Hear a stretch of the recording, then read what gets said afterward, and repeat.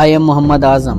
Currently, I am working as an electrical engineer with Harbin Electric International at BQPS-III 900 megawatt combined cycle power plant in Pakistan from last 4 years.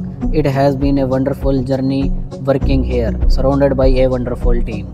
Despite many challenges such as COVID-19 and global financial crisis, our Harbin Electric project team has performed excellent. My works involves designing, installing and commissioning of the electrical system for BQPS-III. I am energetic about exploring more opportunities and challenges with Harbin Electric International. In future, I am energetic to contribute my efforts and my expertise with Harbin Electric International. At the end, I want to say best wishes to Harbin Electric International. Thank you. I am Heather, lead EPC team HEI, appreciating the contribution of Mr. Azam in the electrical system at BQPS-III site.